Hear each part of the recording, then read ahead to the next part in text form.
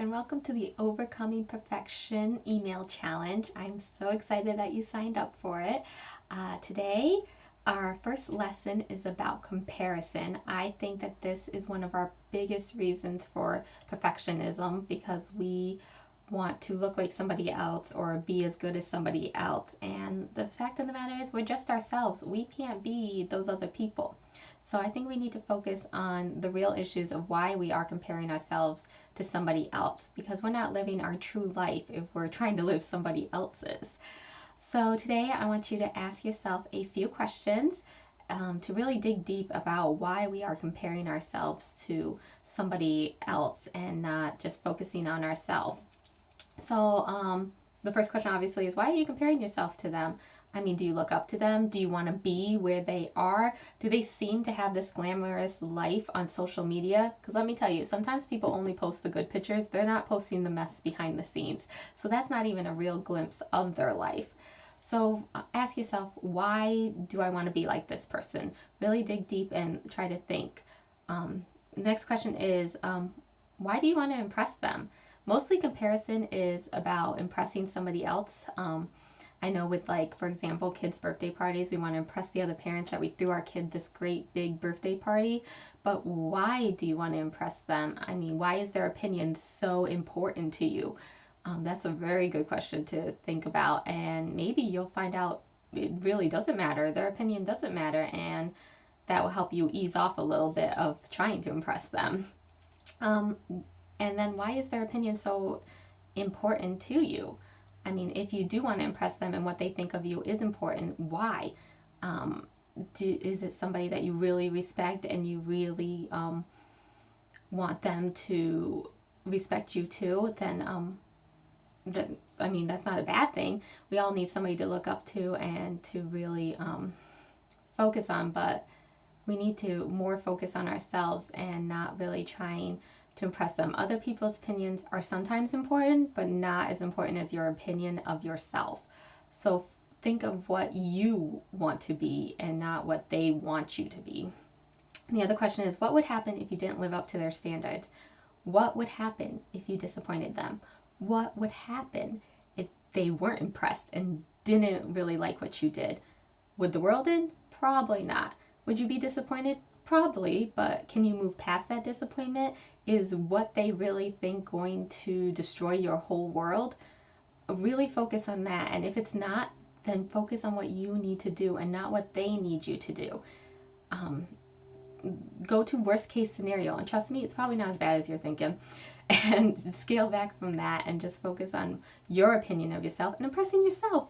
I mean, we all want to impress ourselves too. So focus on that. And you know what? The answers to these questions may surprise you and may make you dig a little deep and evaluate some feelings that you weren't sure of. I know it did for me. I was comparing myself to a lot of people on social media, and once I realized that it wasn't even really them, they were just posting the good times, the good pictures.